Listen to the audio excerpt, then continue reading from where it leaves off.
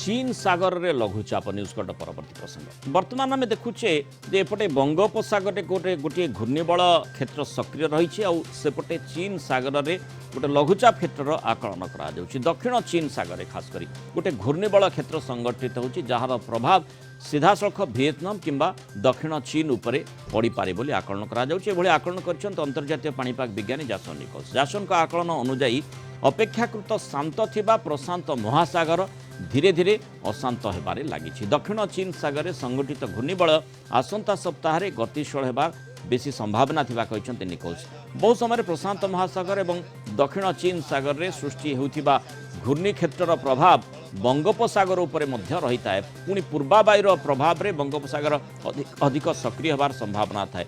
एपटे जेहेतु गोटे घूर्णिबल क्षेत्र बंगोपसागर सृष्टि होबार संभावना रही विभिन्न समय गोटे पर गोटे घूर्णिबलय मध्य सृष्टि होउछि। तेणु सेथिपाई दक्षिण चीन सागर सक्रिय होबा उपरे आमर नजर मध्य रही। आउपटे जो घूर्णिबल कथा कहुच्छी तार प्रभाव में राज्य में वर्षार परिमाण बढ़िबो बोली आकलन करा 18 जाए वर्षा रही। आभ्यंतरण ओडिशा और पार्श्ववर्ती अंचल ये घूर्णिबल बेस सक्रिय रही। आसंता काली किंबा 14 तारीख बेलू ये घूर्णिबल क्षेत्र सृष्टि हो और यार प्रभाव में आगामी 5 दिन जाए वर्षा लगी रही आकलन करिछि पाणीपाग विभाग। आगामी 24 घंटे प्रबल वर्षा नहीं 3 जिला बालेश्वर मयूरभंज केन्दुझर को येलो वार्निंग जारी होइछि। सेभଳି बिजुली घड़घड़ी सह हल्कारु मध्यम धरण वर्षा नहीं पश्चिम और उत्तर ओडिशार 7 जिला को येलो अलर्ट जारी होइछि। कालीठू राज्य में वर्षार परिमाण और विस्तृति किंतु बढ़िबो बोली आकलन करिछि पाणीपाग विभाग। आगामी 5 दिन किंबा 7 दिन वर्षा रहिबो। हल्कार मध्यम धरणर वर्षा अनेक स्थान में रहिबार संभावना रही। ता सहित प्रबल किंबा अति प्रबल वर्षा भी होबार संभावना रही। आगामी 24 घंटे हल्कार मध्यम धरणर वर्षा अनेक स्थान होगा सहित प्रबल वर्षा गोटे किंबा 2टा जगार होबार संभावना रही। डिस्ट्रिक्ट गुड़िक हेले मयूरभंज केउंझर बालेश्वर रे कांभा जगार प्रबल वर्षा होबार संभावना रही।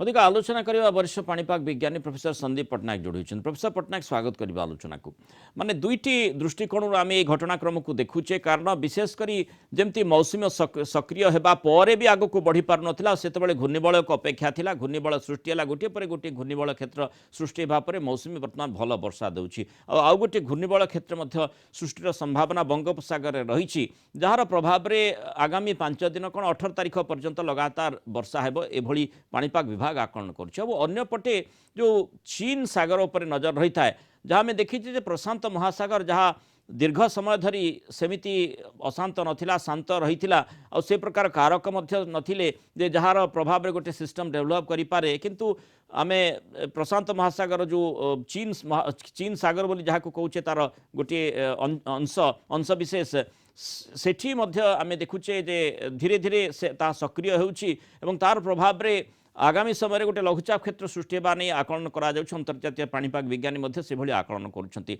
कौन कहुपर ये जो घूर्णिबल बंगोपसागर सृष्टि होती आगामी समय आ गोटे सृष्टि होबार संभावना कथा कहुपर कौन से प्रकार प्रभाव पड़ो कि? नमस्कार। वर्तमान आम आज नेक्स्ट जो 2 हप्ताह आसूची भल कंडीशन रहिबा पूर्व तटर राज्य माने इंक्लूडिंग ओडिशा छत्तीसगढ़ झारखंड आउ पश्चिम बंग जो मानकर वर्तमान अभाव 30% रु नहीं कि 55% हो गलानी। तेणु वर्तमान 2टी सुजोग सृष्टि होउची घूर्णिबल लघुचाप क्षेत्र पई। गोटे सुजोग आसूची 14 रु 16 आउ जो सेकेंड सुजोगटा आसूची 20 रु 22। 20 रु जो 22 सिस्टम टा टिके अधिक घनीभूत होबार संभावना रहउची कारण तार जो अवशिष्ट अंश रु सृष्टि होउची प्रशांत महासागर रे मत लागुची 15-16 आड़े प्रशांत महासागर रे गोटे गेमी बोली टाइफून रो फॉर्मेशन हबो आउ तार जो लैंडफॉल परे परे जो अवशिष्ट अंश आसीबो ता धरे ए जो सेकेंड लघुचाप की घूर्णिबल क्षेत्र सृष्टि होबार संभावना रहउची।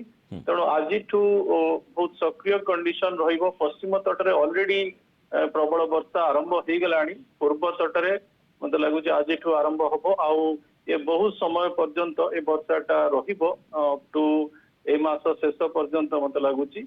आउ किंतु जो वर्षार जो परिमाणटा वर्तमान प्रोजेक्शन देखे लागुची जे दक्षिण ओडिशा जो पुरी रो गंजाम जो बेल्टा रहुची और तांको पार्श्ववर्ती जिला माने टिके अधिका वर्षा पाई परंती आज्ञा तुलनात्मक भाव में आम जदि उत्तर ओडिशा को कंपेयर नबा किंतु वर्तमान आम देखुचे वर्षा धीरे धीरे बढ़ुची घूर्णिबल गोटे पर गोटे सृष्टि होची तथापि 28% सामग्रिक भाव में नियंटिया वर्षा रेकर्ड करा जायछि तेणु ये जो समय रही मुख्यतः कह जाई परिबो मौसुमीर प्रभाव रहिबो आ जोथि पई ये जो नियंटिया रही भरणा हेबो एवं भरणा हेबा परे भी आहुरी वर्षार संभावना कथा कह जाई पारे आज्ञा आज्ञा आमर तो 30% ओडिशा 30% आमर पश्चिम बंग 55% झारखंड भी से 50-55% ये चारोटी राज्य बहुत अभाव अछंती किंतु ये जो वर्षाटा आज नहीं कि जुलाई एंड पर्यंत रहिबो ये पूरा मानसून सीजन रो वर्षा को डिसाइड करिवो भारत वर्ष रे भी केंद्रीय भारतर जो अंचल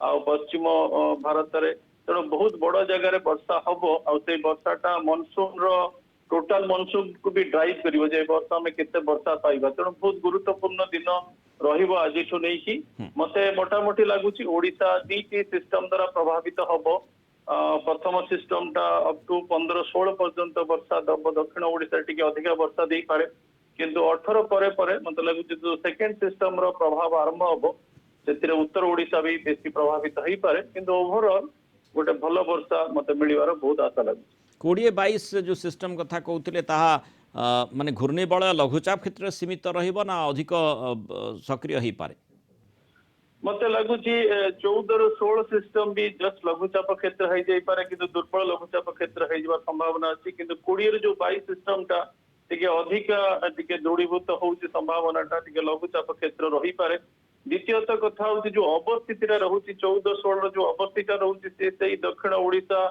उत्तर आंध्र प्रदेश अंचल रहुची किंतु जो नेक्स्ट सिस्टम टा आसुची तादरे संभावना अछि जे से टिके उत्तर ओडिशा आ दक्षिण पश्चिम बंग सेई ट्रैक टा जदि से फॉलो करे ओडिशार बहुत अंचल तादर प्रभावित होई परिबा सेटा हमकु सुहाए कारण तार जो वर्षा खंड बादल खंड ये सब सिस्टम रहंती तार दक्षिण पश्चिम भाग रहंती तेणु वर्तमान देखिबे आमे काहे कि दक्षिण टा को स्ट्रेस करूचु जो 14-16 सिस्टम से तळ भाग गोड़ एंटर करिवो आम दक्षिण जिला माने तार दक्षिण पश्चिम भाग रे पड़िबो तेणु सेइति सेठी वर्षार आकरणटा बेसी रहउची किंतु मोर आशा करिबी जे 20-22 सिस्टम टा टिके उत्तर बंगोपसागर को जीवो जा प्रभाव रे मेजॉरिटी ओडिशा आ छत्तीसगढ़ टिके भल वर्षा पाइबार संभावना लागुची बहुत बहुत धन्यवाद प्रोफेसर संदीप पटनायक आलोचना रही मतामत।